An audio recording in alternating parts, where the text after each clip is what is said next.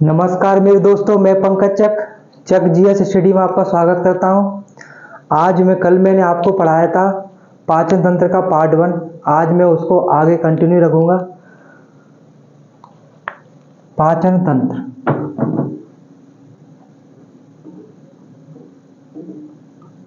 पाचन तंत्र कल मैंने आपको पढ़ाया था मुख गुहा, और मुख गुहा में मैंने करा दिया था आपको दांत यानी मुख गुहा में आपकी 3 चीज आती हैं।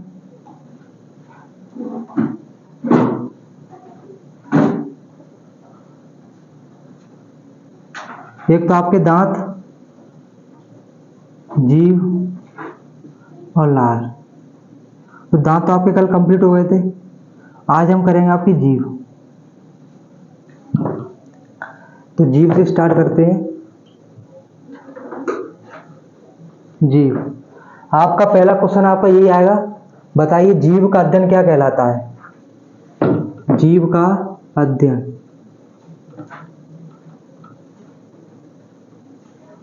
जीभ का अध्ययन कहता है ग्लोसोलॉजी। क्या कहलाता है आपका? ग्लोसोलॉजी। आपसे क्वेश्चन पूछे है जीभ का अध्ययन क्या कहलाता है आपका? ग्लोसोलॉजी। दूसरा क्वेश्चन बनेगा जीभ आपकी किससे बनी हुई है। यानी हम कहते हैं जीभ एक पेशीय संरचना है। कैसी संरचना आपकी? पेशीय संरचना है। यानी जीभ में कोई हड्डी नहीं पाई जाती। जीभ एक पेशीय संरचना होती है और जीभ में कोई हड्डी नहीं पाई जाती है। तीसरा क्वेश्चन बनेगा आपका कि जीभ जो हमारी होती है वो पीछे कहां से जुड़ी रहती है। फ्रेनल लिंगवा से। जीभ पीछे की तरफ, जीभ पीछे की तरफ फ्रेनल लिंगवा से जुड़ी रहती है, जुड़ी रहती है। और आपके जीभ से क्वेश्चन बनेगा कि जीभ का कार्य क्या है। तो जीभ के आपके कार्य कई होते हैं। एक पहला कार्य होता है जीभ का भोजन को मुंह में घुमाना। भोजन को मुंह में घुमाना, भोजन को मुंह में घुमाना जीभ का कार्य होता है। लेकिन कुत्ते का भी जीभ में कार्य होता है। कुत्ता जीभ का क्या करता है? कुत्ता जीभ से अपने टेम्परेचर को यानी तापमान को नियंत्रित करता है। कुत्ते में जीभ का कार्य यहां पर लिख लो नोट करके। कुत्ते में जीभ का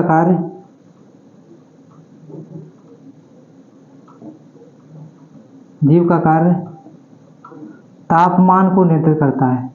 तापमान को नियंत्रित करता है। यानी जो कुत्ते होते हैं वो अपनी जीभ से तापमान को नियंत्रित करते हैं।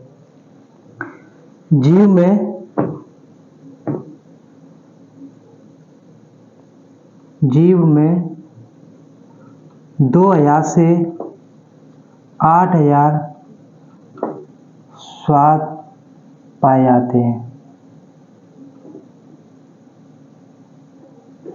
टेस्ट सेंस लिख दो, टेस्ट सेंस यानी स्वाद होते हैं।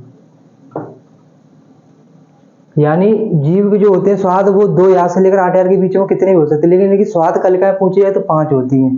लेकिन इनकी स्वाद कलिकाएं कितनी होती हैं? 5 स्वाद कलिकाएं 5 होती हैं। जैसे मान लीजिए आपकी ये जीभ है, आपकी ये जीभ है। जीभ का जो सबसे आगे का भाग होता है अग्रभाग बोलते हैं, इसे अग्र। पार्श्व बोलते हैं, इसे पश्च।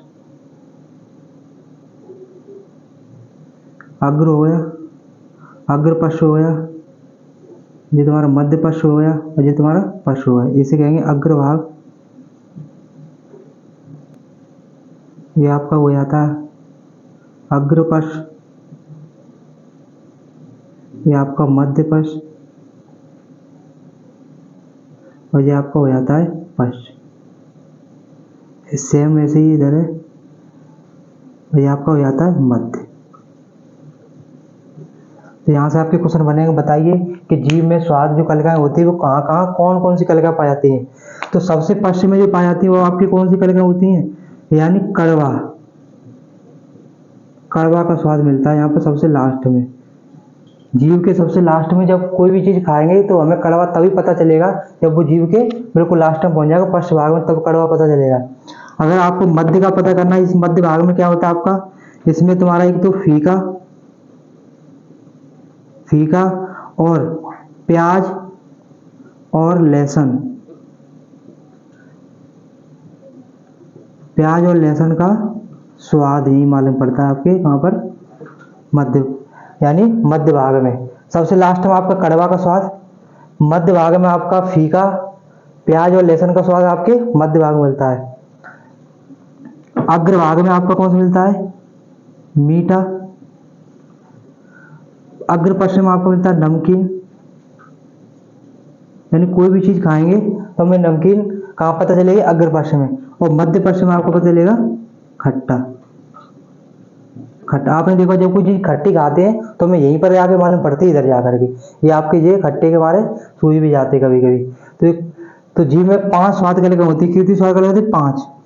पहली जो स्वाद कलिका होती है उससे तुम्हारा मीठा पता चलता है, अग्र पश्चिम में तुम्हारा पता है नमकीन पता चलता है, मध्य पश्चिम आपको खट्टा, सबसे लास्ट में आपका कड़वा स्वाद। कोई चीज जब तक नहीं खाएंगे, अगर तो किसी को कोई चीज टेस्ट करानी हो तो उसे पूरा खिलवाया करे, तब पता चलता है उसमें क्या नमक कम है, या उसमें खट्टा याद आए, या वो कड़वा याद आए, या नमकीन। कोई ऊपर से बताया जाता है वो गलत है, वो अलग बात है, एक्सपीरियंस होता है किसी को, लेकिन वो गलत है, पता ही नहीं चलेगा। अगर कोई चीज कड़वी होगी तो हमें कड़वी पता कहाँ चलेगी, लास्ट में जाकर के। तो हम कैसे कहते हैं ये कड़वी है, समझ में आया। तो हम कहते हैं जीव, जीव का अध्ययन क्या कहलाता है आपका, ग्लोसोलॉजी कहलाता है। जीव एक प्रकार की पेशी संरचना, यानी इसमें हड्डियां नहीं होती, लेकिन एक खास बात इसकी ये होती है इसमें हड्डियां नहीं होती, लेकिन हड्डियां तोड़वाने का दम रखती है। किसी से गलत बोलोगे तो पिट जाओगे।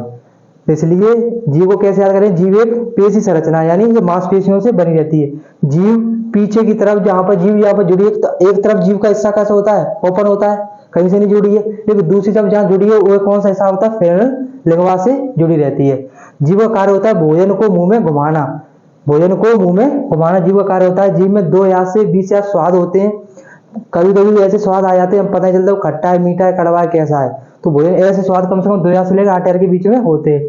लेकिन जीभ में स्वाद कलिकाएं होती है वो आपकी 5 होती हैं। अग्र भाग में आपका मीठा, अग्र पश्चिम भाग में आपका नमकीन, मध्य पश्चिम में आपका खट्टा और पश्चिम भाग में आपका कड़वा, और बीच में आपका फीका, लहसुन और प्याज का स्वाद कहाँ मिलता है, आपके बीच में।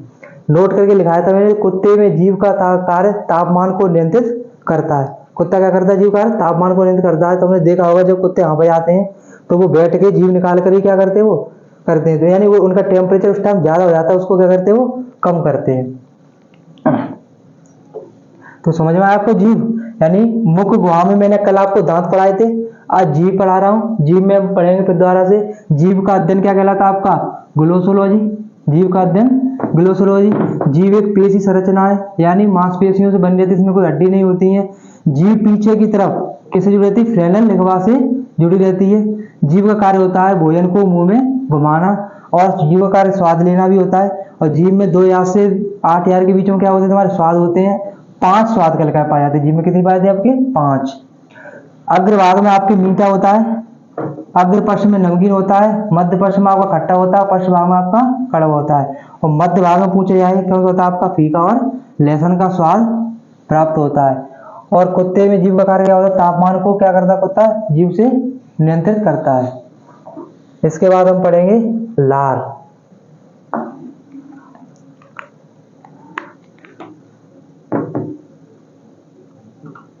लार सलाइवा, लार को पढ़ेंगे हम। लार सबसे पहले तो ये आता है लार, लार से कि लार में कितना जल होता है। तो लार में हम कह देंगे 98 से 99% तक इसमें क्या होता है आपका, जल। क्या होता है आपका, जल होता है। तो आपकी लार निकलती है उसमें 98 से 99% जल होता है। या फिर क्वेश्चन पूछा है आपका, बताइए लार प्रतिदिन कितनी निकलती है, औसत प्रतिदिन पूछा जाता है। प्रतिदिन आपकी निकलती है लार 1.5 लीटर। कितनी निकलती है आपके, 1.5 लीटर आपके प्रतिदिन लार का निर्माण होता है आपके मुंह से। क्वेश्चन पूछता है लार का पीएच मान पूछा जाता है बहुत ज्यादा, लार का पीएच मान होता है 6.7 समथिंग समथिंग 6.7 से 6.8 तक, यानी दुर्बल अम्लीय होती है। कैसी होती है आपकी? दुर्बल अम्लीय। कैसी होती है आपकी? दुर्बल अम्लीय होती है आपकी लार। कैसे होती है? दुर्बल अम्लीय। यानी भोजन को दुर्बल अम्लीय बनाती कौन बनाती है? आपकी लार। यहीं से आपका क्वेश्चन पूछा है, देखो अम्लीय, क्षारीय और क्या होता है तुम्हारा? उदासीन। इसे समझ लो। यानी इसका मेन पॉइंट होता है 7। 7 से अगर कोई चीज ज्यादा है और 7 से अगर कोई चीज कम है, तो जो 7 वाला होगा वो आपका क्या कहलाएगा? आपका उदासीन कहलाएगा। क्या कहलाएगा? आपका उदासीन। 7 से ज्यादा होगा तो कौन सा होगा? आपका क्षारीय। और 7 से कम होगा तो आपका कौन सा होगा? आपका अम्लीय।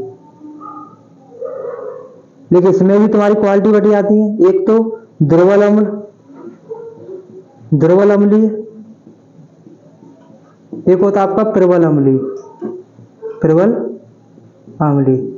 यानी जिसका पीएच मान जितना कम होता चला जाएगा, जिसका पीएच मान जितना कम होता चला जाएगा वो कैसा कहलाएगा? आपका प्रबल कहलाएगा। और जिसका पीएच मान जितना बढ़ता चला जाएगा, 7 से कम होगा लेकिन 7 के पार नहीं होगा तो वो दुर्बल अम्लीय कहलाएगा। और 7 से अधिक होगा, जितना 7 से अधिक होगा वो प्रबल क्षारीय कहलाएगा, जितना कम होगा वो दुर्बल क्षारीय कहलाएगा। यहाँ से 2 क्वेश्चन और बनते तुम्हारा लिटमस पेपर से। बताइए लिटमस पेपर को कौन लाल से नीला, नीला से लाल करता है? तो आपको ट्रिक पता होगी, छालनी। कौन सा होती है आपकी? छालनी। एक होता है, एक तो ट्रिक होती है लिटमस पेपर की, एक तो होता है तुम्हारा अनिल। क्या होता है तुम्हारा? अनिल। अनिल में आ माने होता है आपका अम्ल। अम्ल क्या करता है? ना माने नीला। नीला किस में बदलता है? आपका लाल में। यानी अम्ल क्या करता है? आपका नीले को लाल में बदलता है। एक होती है आपकी छालनी। छा माने क्षार और किस में बदलता है? आपको ला माने लार को, यानी लाल को किस में? आपके नीले में बदलता है। 2 ट्रिक होती है लिटमस पेपर को। जो अम्ल होता है वो नीले को लाल बदल देता है और जो क्षार होता है वो लाल को नीले में बदल देता है। उसे हम क्या कहते हैं? पीएच मान। देखो लार का पीएच मान 6.7 से 6.8 के इसे दुर्बल अम्लीय होता है। यानी इससे हम कह सकते हैं लार हमारी भोजन को क्या बनाती है? अम्लीय बनाती है। इसका प्रतिदिन 98 से 99% जो लार में जो होता है तुम्हारा, वो 98 से 99% क्या होता है? इसमें पानी होता है। और प्रतिदिन इसमें कितने होते हैं तुम्हारे? 1.5 यानी 1.5 लीटर इसमें प्रतिदिन तुम्हारी क्या निकलती है? लार निकलती है मुंह से। और लार का निर्माण कहाँ होता है आपका? लार का निर्माण होता है आपका लार ग्रंथियों। कहाँ होता है आपका? लार ग्रंथियों। कहाँ होता है आपका लार का निर्माण? लार ग्रंथियों में होता है। और लार ग्रंथि आपकी तीन प्रकार की होती है। लार ग्रंथि आपकी कितनी होती है तुम्हारी? 3 प्रकार की। एक होती है आपकी पैरोटिड ग्रंथि। कौन सी ग्रंथि होती है आपकी? पैरोटिड ग्रंथि। एक होती है आपकी सबलिंगुअल। सबलिंगुअल यानी इसे बोलते हैं अधोजिह्वा। क्या बोलते हैं हम? अधोजिह्वा। एक होती है आपकी सब मैक्सिलरी और सब मैंडिबल। सब मैक्सिलरी और सब मैंडिबल। पैरोटिड ग्रंथि आपका क्वेश्चन ये पूछा जाएगा, बताइए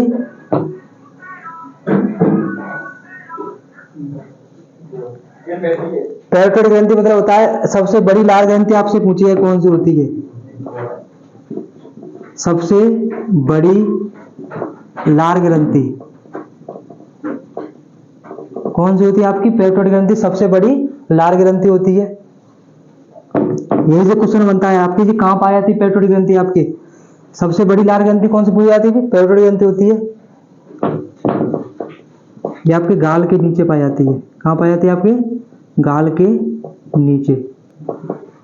ये आपके जो गाल होते हैं ना, ये गाल, तो ये यहाँ पाई जाती है पैरोटिड ग्रंथि इस जगह पर। कौन सी ग्रंथि पाई जाती है आपकी? और ये कैसी ग्रंथि? लार ग्रंथि।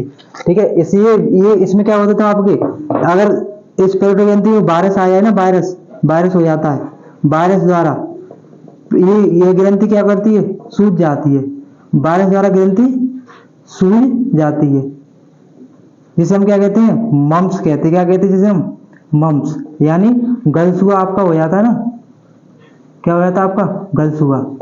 वो आपकी कौन सी ग्रंथि क्वेश्चन ये पूछा था, बताओ गलसुआ में कौन सी ग्रंथि सूज जाती है? पेट्रोटिक ग्रंथि।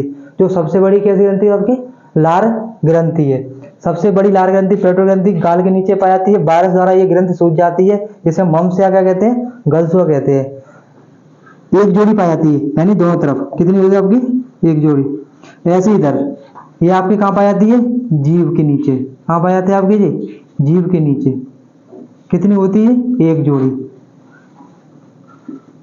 आपने देखो जब आपका कोई फेवरेट चीज बन जाती है ना, तो उसमें क्या होता है कि तुम्हारी जीभ के नीचे से लार निकलने लगती है। वो उस कौन सी किस ग्रंथि से निकलती है? आपके सबलिंगुअल से। एक तुम्हारी पाई जाती है मैक्सिलरी, और ये कौन सा? मैंडिबल। ये भी तुम्हारी एक जोड़ी होती है। ये तुम्हारे कहाँ से निकलती है? तुम्हारे जबड़ों से। कहाँ पाई जाती है? जबड़ों के नीचे। कहाँ पाई जाती है? आपके जबड़ों के नीचे। तो लार पढ़ेंगे। लार का पीएच मान 6.7 से 6.8 होता है। ये दुर्बल अम्लीय होता है। लार में जो लार निकलती है उसमें जल की मात्रा 98 से 99% क्या होता है? उसमें जल होता है। और प्रतिदिन इसमें कितना लीटर पाया जाता है? प्रतिदिन, यानी प्रतिदिन लार तो आपकी निकलती है 1.5 लीटर तक। ये निर्माण होता है आपका लार ग्रंथियों। लार का निर्माण कहाँ होता है? लार ग्रंथि। और लार ग्रंथि आपकी 3 प्रकार की होती है: पेट्रोटिक ग्रंथि, सबलिंगुअल ग्रंथि, अधोजिह्वा, और सब मैक्सिलरी यानी और मैंडिबल यानी जबड़े की ग्रंथि। सबसे बड़ी लार ग्रंथि पूछी जाए तो आपकी कौन सी होती है? पेट्रोटिक ग्रंथि। ये गाल के नीचे पाई जाती है, और या इसे हम कान के नीचे भी कहते थे। क्या कहते हैं आपके? कान के नीचे। कान के नीचे। जब आपको जो गलसू वो होते हैं ना, मम्स होते गलसू, तो आपकी ये सूज जाती है, ये वाली। ये तो सूज जाती है ना आपके मम्स होते तो वायरस के कारण। और इसे क्या कहते हैं? हम गलसुआ कहते हैं। जब क्वेश्चन पूछा जाता है आपसे कि बताइए पेट्रोटिक ग्रंथि सूज जाने से कौन सी बीमारी होती है, या गलसुआ हो जाता है तो कौन सी ग्रंथि सूज जाती है? कौन सी? आपकी पेट्रोटिक ग्रंथि। फिर आपका होता है अधोजिह्वा, जीभ के नीचे। कौन सी ग्रंथि पाई जाती है? एक जोड़ी। तो उसके बाद सब मैक्सिलरी और सब मैंडिबल लार ग्रंथियां पाई जाती हैं। इसमें से लार ग्रंथियों में से एंजाइम भी निकलते हैं। यहीं पे देख लो, इसे हटा दें।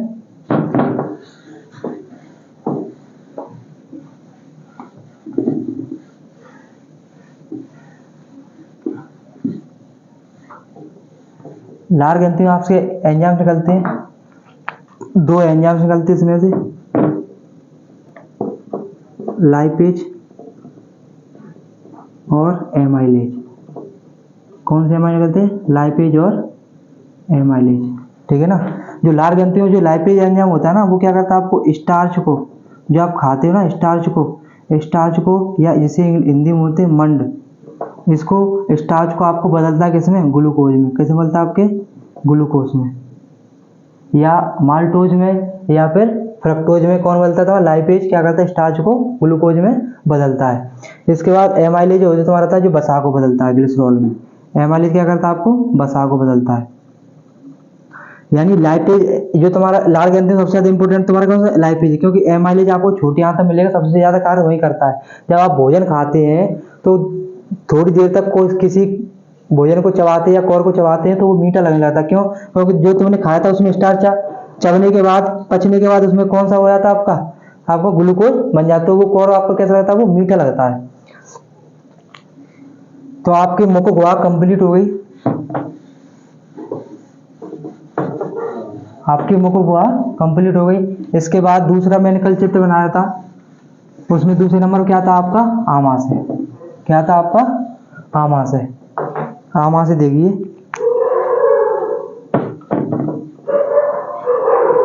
आमाशय। आमाशय जिसे हम क्या कहते हैं? पेट भी कहते हैं। जिसे हम क्या कहते हैं? पेट। क्वेश्चन पूछा जाता है ये पेट, निम्न में से पेट का भाग कौन सा है? ऑप्शन आएगा आमाशय, अग्नाशय, छोटी आंत, या फिर यकृत। तो आमाशय को हम पेट कहते हैं। यहीं पर भोजन, क्वेश्चन पूछे सबसे ज्यादा भोजन कहाँ पर रखा जाता है? पेट में रखा जाता है। 4 घंटे तक भोजन रहता है यहाँ पर। 4 घंटे तक भोजन रखा रहता है। भोजन रखा रहता है। अगर इसमें 4 घंटे तक भोजन नहीं रहो तो तुम खा खा के परेशान हो जाओगे, पेट भरेगा ही नहीं। जब पेट नहीं भरेगा तो तुम्हें कुछ चाहिए खाने को। तो आमाशय में 4 घंटे तक भोजन रखा रहता है। और देखो आमाशय, आमाशय हम क्या पढ़ेंगे? सबसे पहले आमाशय के भाग। आमाशय को सबसे पहले जब भोजन प्रवेश करता है तो आमाशय के 3 भाग होते हैं: कार्डियक, फेलिक और पाइलोरिक। कौन सा होता है? कार्डियक, फेलिक और पाइलोरिक। जब कार्डियक भाग होता है ना, जैसे मान लीजिए कल मैंने चित्र बनाया था आपका, यहाँ पर छोटा सा बना देते हैं।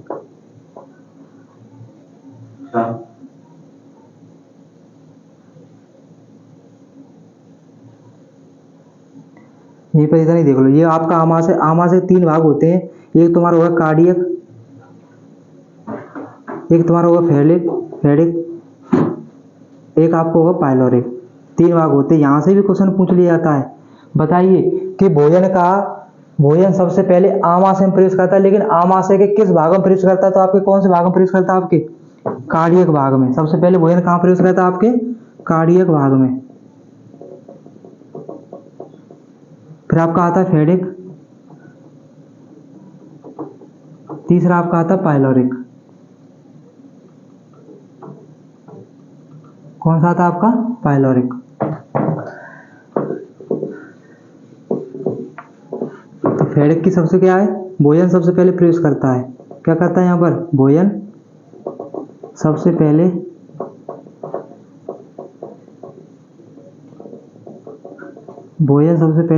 प्रवेश करता है। आमाशय में तो करता ही है, लेकिन आमाशय के किस भाग में करता है? आपका कार्डियक भाग में करता है। भोजन सबसे पहले प्रवेश करता है, आमाशय में तो करता है, लेकिन आमाशय के किस भाग में करता है? आपका कार्डियक भाग में करता है।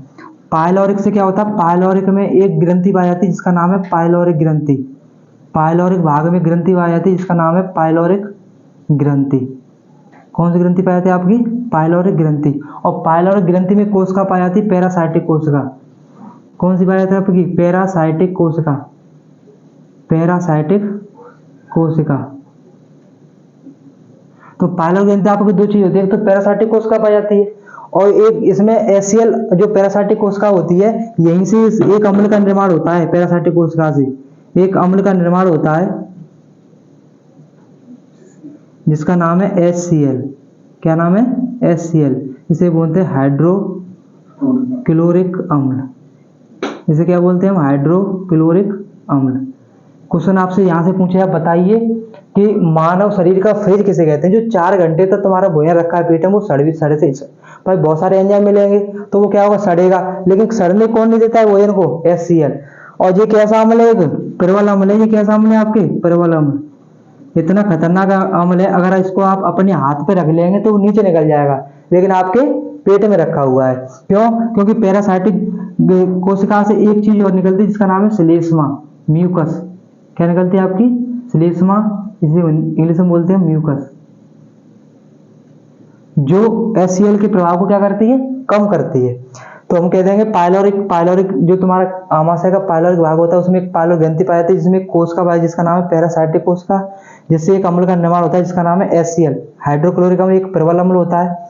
इसका कार्य, इसके बहुत सारे कार्य होते हैं। एक कार्य होता है इसका, भोजन को सड़ने से बचाता है। पहला कार्य, भोजन को सड़ने से बचाता है। दूसरा होता है मानव शरीर का फ्रिज पूछा जाए, मानव शरीर का फ्रिज किसे कहते हैं? किसे कहते हैं हम? HCl को। ठीक है, भोजन को सड़ने से बचाता है, मानव शरीर का फ्रिज कहते हैं। और यहाँ से सबसे इंपॉर्टेंट पाता है एंटासिड, यानी जब ये स्रावित होता है थोड़ा थोड़ा, तो इसको प्रभाव को कम करने के लिए हम क्या करते हैं? बहुत बार पूछा गया इसके एंटासिड के नाम बताओ। एंटासिड यानी प्रति अम्ल। ये अम्ल हो गया आपका। एंटासिड मतलब क्या होता है आपका? प्रति अम्ल। एंटासिड मतलब अम्ल के प्रभाव को कम करने के लिए क्या होता है? आपको प्रति अम्ल की जरूरत पड़ती है। एक देखो, जब आपके पेट में कुछ दिक्कत हुई तो आप सबसे पहले क्या लेते हो? इनो दिमाग में आता है आपके। फिर उसके बाद आप क्या कहोगे? नींबू पानी। क्या लोगे आप? नींबू पानी। ये सब लोग जानते हैं, लेकिन क्वेश्चन आपका आता है मिल्क ऑफ मैग्नीशिया। कौन सा आता है आपका? Milk of magnesia. Milk of magnesia. यहाँ से क्वेश्चन बना, बताइए HCl के प्रभाव करने के लिए सबसे अच्छा जो प्रत्याम्ल होता है वो कौन सा होता है? Milk of magnesia. फिर तो आप सोडा पानी लो, नींबू पानी लो, इनो पी लो। ठीक है, ऑप्शन में ये सबसे ज्यादा पूछा था क्योंकि ये कैसा है तुम्हारा? रासायनिक टर्म यूज होता है, इस वजह से ये सबसे ज्यादा पूछा जाता है। तो HCl क्या करता है? आपको भोजन को सड़ने से बचाता है। इसे मानव शरीर का क्या कहते हैं हम? फ्रिज कहते हैं। क्यों? सड़ने से बचाता है। एक प्रबल अम्ल होता है जो पैरासाइटिक कोशिका से इसका क्या होता है? निर्माण होता है, जो कहां से निकलता है? पाइलोरिक ग्रंथि से। ठीक है ना, इतना समझ में आया आपको। फिर द्वारा देखो, आमाशय के 3 भाग होते हैं, कार्डियक, पेडिक और पाइलोरिक। कार्डियक भाग में सबसे पहले भोजन प्रवेश करता है, उसके बाद पाइलोरिक में एक ग्रंथि पाई जिसका नाम है पाइलोरिक ग्रंथि। इसमें एक कोशिका पाई जाती है पैरासाइटिक कोशिका, यहाँ से एक अम्ल का निर्माण होता है जिसका नाम है HCl हाइड्रोक्लोरिक अम्ल। एक प्रबल अम्ल होता है, क्वेश्चन स्पेशल पूछा जाता है आपसे, बताइए हाइड्रोक्लोरिक अम्ल एक कैसा अम्ल है, प्रबल है या दुर्बल है? तो कौन सा अम्ल है आपके? प्रबल अम्ल होता है। इसको प्रभाव को कम करने के लिए अगर यहीं पे लिखना चाहें तो लिख सकते हैं, ये क्या करता है, HCl के प्रभाव को क्या करता है, HCl के प्रभाव को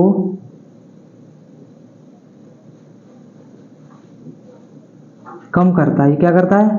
HCl के प्रभाव को क्या करता है, ये कम करता है। कार्य इसका होता है भोजन को सड़ने से बचाता है और मानव शरीर का फ्रिज कहते हैं। और इसका प्रत्याम्ल पूछे एंटी एसिड होता है, इनो होता है, नींबू पानी और मिल्क और मैग्नीशिया होता है। इसके बाद आमाशय से आपके एंजाइम निकलते हैं 2, यानी आमाशय से आपका रस निकलता है जिसका नाम है आमाशय रस। क्या है आपका आमाशय रस। आमाशय से एक रस निकलता है, आमाशय रस, आमाशय रस, आमाशय रस, जिसे बोलते हैं गैस्ट्रिक जूस। क्यों, किसे बोलते हैं, इसे क्या बोलते हैं, गैस्ट्रिक जूस। पहली बात तो पहला क्वेश्चन आपका बताइए इसका पीएच मान कितना होता है। तो पीएच मान होता है 1.5 से 1.8 तक। क्यों? क्योंकि इसमें HCl पाया जाता है आमाशय में, और HCl का एक प्रबल अम्ल है, तो ये भी तुम्हारा क्या करता है। तो पहला क्वेश्चन आपका ये बता था आमाशय में भोजन किस अवस्था में पाया था, तो अम्लीय अवस्था में। ये कैसा अम्ल है तुम्हारा, प्रबल अम्ल है। कैसा अम्ल है, प्रबल अम्ल है, यानी प्रबल अम्ल है। तो भोजन भी कैसा पाया आपका, भोजन भी यहाँ पर कैसा मिलेगा आपको, अम्लीय अवस्था मिलेगा। भोजन अम्लीय अवस्था में होता है, अम्लीय अवस्था में होता है। भोजन भी आपका कैसा होता है, यहाँ पर अम्लीय अवस्था में होता है। यहाँ से 2 एंजाइम्स निकलते हैं आमाशय रस से, जो काफी यार पूछे जाते हैं। एक का नाम है आपका पेप्सिन, कौन सा आपका, पेप्सिन। एक का नाम है आपका रेनिन, पढ़ा होगा आपने, रेनिन। पेप्सिन और रेनिन। पेप्सिन का कार्य क्या होता है, सबसे पहले ये क्या करता है, आपको प्रोटीन को पेप्टोन में बदलता है। किसमें बदलता है आपका, प्रोटीन को पेप्टोन में। तो यहाँ से सबसे पहले क्वेश्चन आपको यही बन जाएगा, बताइए प्रोटीन का पाचन सबसे पहले कहाँ होता है। प्रोटीन का पाचन सबसे पहले कहाँ होता है,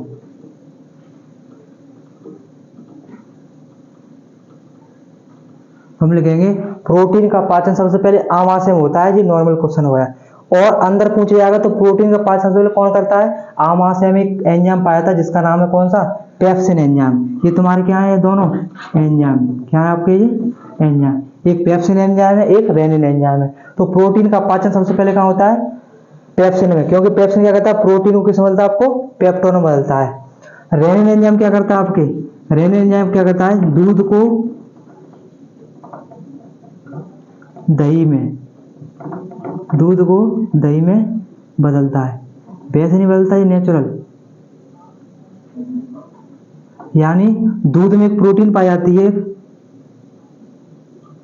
कैसीन प्रोटीन। दूध में कौन सी प्रोटीन पाई जाती है, केसीन प्रोटीन पाई जाती है। दूध में कौन सी प्रोटीन पाई जाती है, केसीन। और ये केसीन प्रोटीन किसमें बदलता है, पैरा कैसिनेट में बदलता है, कैल्शियम पैरा कैसिनेट में। पूरा नाम लिख सकते हो, कैल्शियम पैरा कैसिनेट में बदलता है, कैसिनेट में बदलता है।